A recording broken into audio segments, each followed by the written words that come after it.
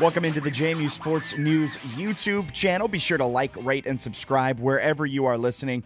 Unfortunately, yesterday, we'll be honest, myself and Bennett, we completely forgot to record the listener question portion of the podcast. Completely slipped our mind. Too worrying about that ULM therapy session that we had on the podcast. If you haven't listened to the podcast, it's up, it's live right here on our YouTube, as well as every podcast platform where you can realistically listen to a podcast. So be sure to check that out. But because we forgot to answer the listener questions, we thought we might as well answer the listener questions here today in kind of a YouTube form way of doing it. The first one we have is from Matt Charleston. I still haven't heard any reasons for the squib kick with 3 minutes left. I saw a quote where Chesney said Noe didn't feel comfortable, but that can't be. Bennett did answer this one with the @JMU Sports News handle already. We interpreted that discomfort as a physical injury rather than not wanting to kick. I will 100% agree with that, Matt. I believe the reason Noe wasn't out there wasn't because he couldn't execute that kick. I think it was because he didn't feel comfortable injury-wise. He may have kind of tweaked something. Something may have not felt 100% right to try and get that spin on it that Chesney was talking about. So that's why he wasn't out there for that kick. Where was Rosa? He had been doing all the kickoffs. I think in that case, they probably felt more comfortable rolling with Noe Ruelas or even Ryan Hansen in that case. Rosa might not be able to put the type of spin. I mean, Chesney was really adamant about the spin, so that's what I'd expect it to be.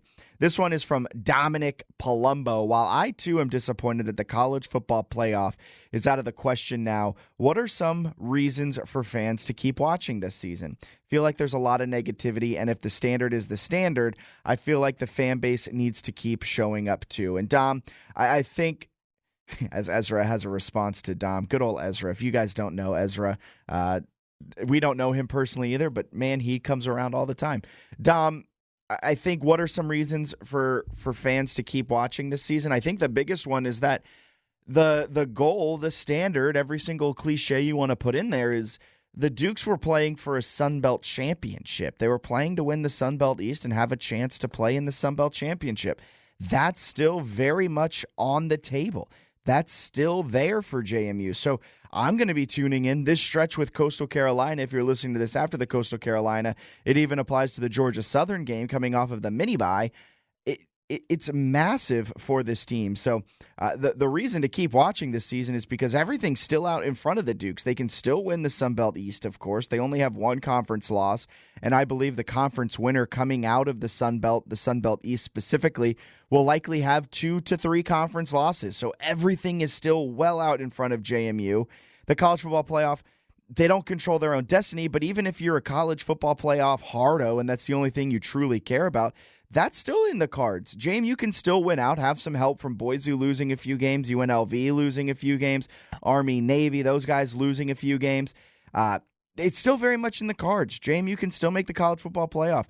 They can't control their own destiny, and the hopes are very slim, but if that's all you care about, it's still there. So I think there's still a whole lot to care about. Bragging rights over App State, bragging rights over ODU, bragging rights over Marshall, and the Sun Belt East is still very, very much in play. This question from JMU_71. We lost, but I thought the D looked the D looked really good. If not for 2 chunk plays, 45 yards. 2 chunk plays, 45-yard touchdown, and the late pass down near the sideline, the D completely shut them down. Is this a hot, lukewarm, or freezing take? Look, JMU_71 @71_JMU. I 100% agree with you. I think this JMU defense is very, very good. Throwing out that UNC game because, 1, it's a P4 opponent. 2, it may have been one of the weirdest game scripts we've seen in quite some time. I think JMU's defense has been, throwing out those 2. They've only allowed 2 touchdowns in a single game.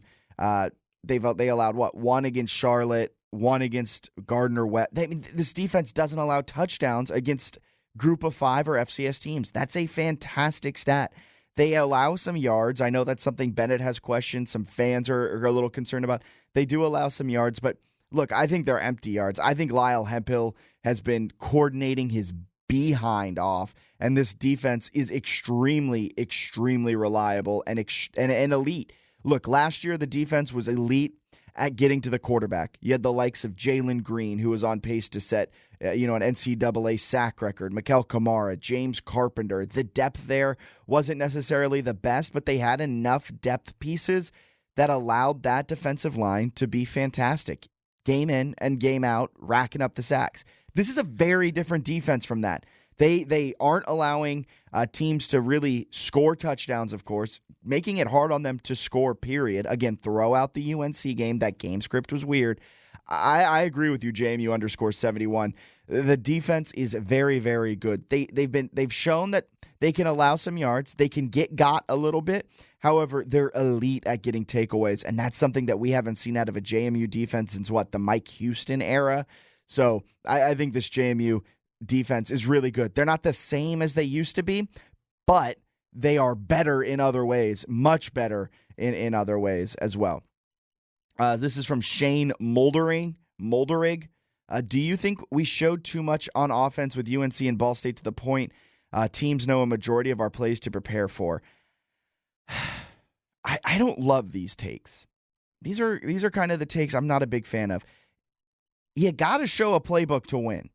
Like, you can't keep everything bottled up for the whole season. Sure, did they put some things on tape that teams can now prepare for? Yeah, of course. But that's what a whole season is. You add in wrinkles, you add in new plays, you add in all of this stuff. We can't go through the season thinking, oh no, we showed a flea flicker. We can't play that again. The offense is the offense. Teams know what to prepare for, and now it's how do you respond to the response. Look, JMU was elite on deep passes against UNC and Ball State. JMU was fantastic at getting the ball downfield, using Alonzo Barnett in the running game. And then ULM took it away. They disguised their blitzes. They had a cover 2 shell, 2 guys over the top to take away the deep passes. How does Dean Kennedy and how does Bob Chesney then react to that? This isn't some foregone conclusion that now their whole offensive game plan is going to be stifled for the rest of the season. No, you make adjustments, and you can't go through the rest of the season worried about if we play this here, we'll burn it for next week. I do not think we showed too much on offense, and apologies, Shane, if I was kind of piling on there. That's just one of my pet peeves. I don't love those opinions. No offense. Do we have a true go-to receiver? Just doesn't seem like we have a guy that Barnett can just look for in a pinch, a guy that can consistently win the matchup, create separation, and trust him to come down with it like Surratt was last year. Garrett, at this point, I don't think we have an Elijah Surratt on the team. Now, could Tashi Hudson grow into that role? Maybe. Seems like they've been a little slow to bring him back into the fold after missing the first few games with an injury. I think, though, that we are going to see Ymir Knight grow into that as this season goes on. I think by the end of the year, he'll be that go-to wide receiver. And kind of a wild card is Taylor Thompson. Taylor Thompson has 10 catches over the last two games combined, over, I believe, 150 yards receiving, a touchdown. And in the biggest moments, JMU has been going to Taylor Thompson. I think Taylor Thompson is going to be, if not already is, the go-to receiver that Alonzo Barnett can rely on, whether it's in the seam, it's out routes, whatever it may be.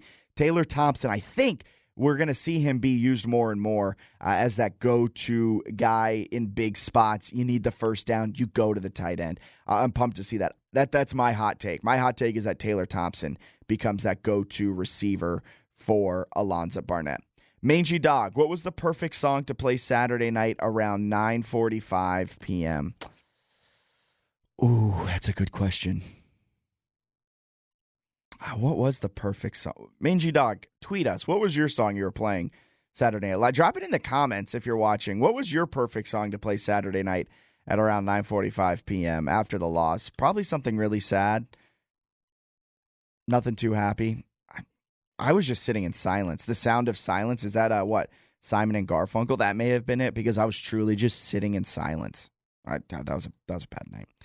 Duke Dog Ray, should JMU allow the Duke Dog and Beach Chickens mascot to have a consensual boxing rematch during halftime on Thursday? We need justice for Duke Dog. Duke Dog Ray, if you're listening to this after the game, I hope it happened, because the Coastal Carolina JMU Duke Dog fight is something that is etched in history, and I would love a rematch, a take two. JMU underscore 71. I've seen a few people ridicule the offensive line for their protection in Monroe. I disagree. The pressure that I saw came primarily from breakdowns from the running backs and AB3 holding the ball too long. Thoughts? I don't know if it was. Look, I'm with you. I think the offensive line is not to blame at all. I love the offensive line. I think they've been fantastic. Something that's been really interesting is time to throw. Alonzo Barnett hovering around 2.4, 2.5 seconds to throw when he's not pressured. When he is pressured, that jumps up a second and a half to around 3.7. That tells me he doesn't have a lot of hot routes. He doesn't have quick developing pass plays for him to go to quickly.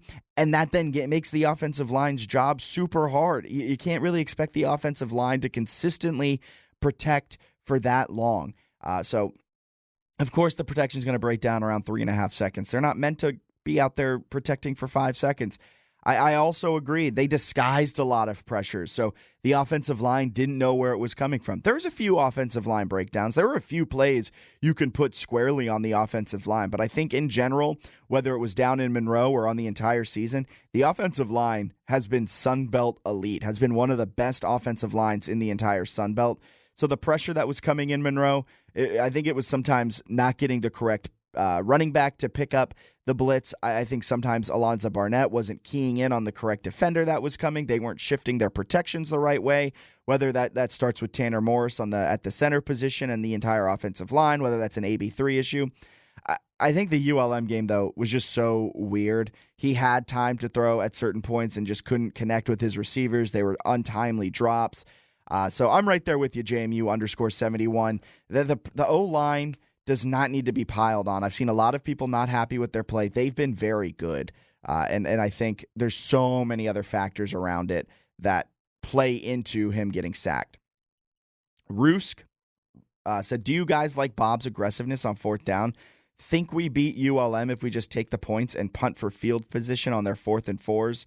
On the other hand, don't know if we beat UNC under Coach Sig with this conservativeness. I see it as a trade-off. Look, I'd been clamoring for fourth down aggressiveness, so I can't sit here and now retract all of the aggressiveness that I wanted. I like it. I think it's good. I'm going to keep with it. I'm going to stay in the fact that it was good. Now, can you play Monday morning quarterback and say, if you had punted, if you had kicked field goals, you lost by 2, a field goal's worth 3, you probably could have won. That's all correct. But you also don't know how the game plays out if JMU kicks that field goal where they go for it on 4th and 4 on their third drive. They would have gone up 13-0. Then how does ULM respond? The entire game script's different. So I do like the aggressiveness. We know what we're going to get out of him. He doesn't do it in weird ways. He sticks to his same type of what he's been doing all season, and I think they're going to start getting better. They should progress to the mean in terms of their fourth down conversions because they aren't very good right now, 4 and 12 on fourth downs this season.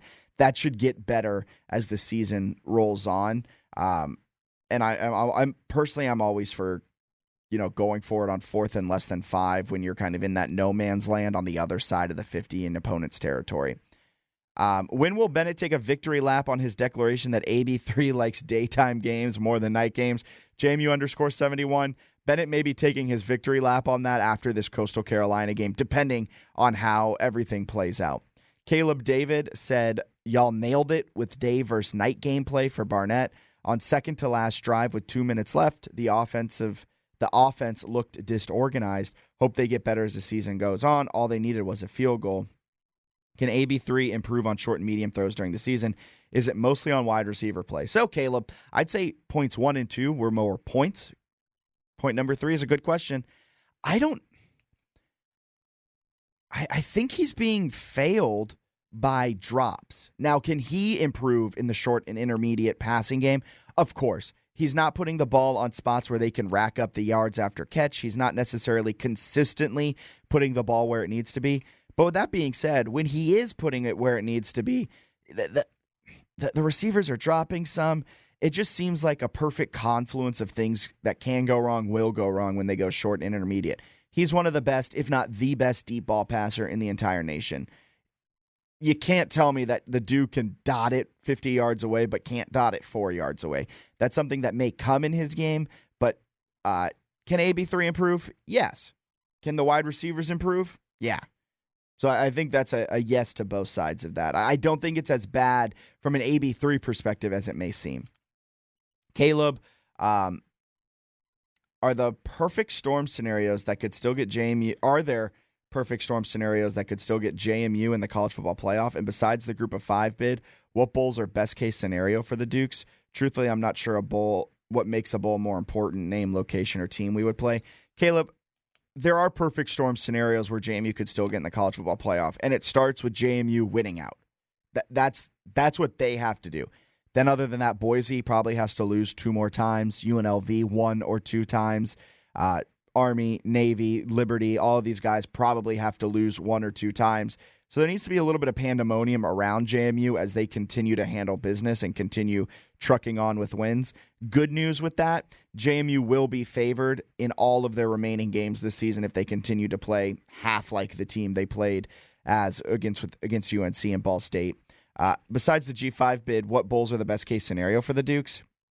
For me, I'm kind of with you. Truthfully, what makes a bowl game more important, not more important? If it's not one of the college football playoff games, what makes it important? To me, it's something that's drivable against a fun opponent. I don't really care other than that. I want to see a drivable game that I can attend against a fun opponent, and that's what will make me happy with bowl games. Are Chesney's excuses the weakest in JMU history? What? It was a large crowd. They played music. Come on, man. He's got to get the excuse game a little bit better. Why could the defense not stop the run of this mediocre team? I'd argue they did. They held ULM to just 257 yards.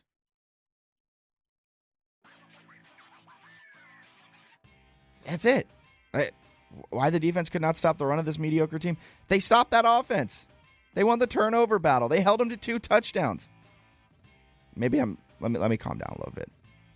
I'm defending the defense though. And then Wonky Tonk, he seems frazzled for sure. Interested to hear your thoughts. He also got snappy with Riggert in the post-game interview. It seems like Alonzo has a bipolar talent where he thrives in success but really crumbles in face of any adversity. Thoughts? I think Alonzo is a young quarterback, and he has a lot of talent, and he'll continue to grow. I think it's going to be a roller coaster ride for the redshirt sophomore quarterback this season. We're going to have really high highs, probably have some more low lows as the season goes on, but he's young. He's a redshirt sophomore, like I said. 5th career start? Things will be fine for Alonzo Barnett. So those are all the listener questions we had. Meant to get them into the last podcast, but rattled through them quickly here ahead of the Coastal Carolina game kickoff later tonight, 7:30 p.m. on ESPN2. You can also keep updated with JMU Sports News right here on YouTube. Be sure to subscribe and like this video so you never miss a single video that's coming your way right here on the YouTubes. And if you're more of a podcast guy, you can follow us, subscribe, rate, all of that fun stuff on Apple Podcasts, Spotify Podcasts, and wherever you find podcasts. Be sure to follow along at JMU Sports News on Twitter, Instagram, and Facebook. And you can find our home on the web at www.jmusportsnews.com.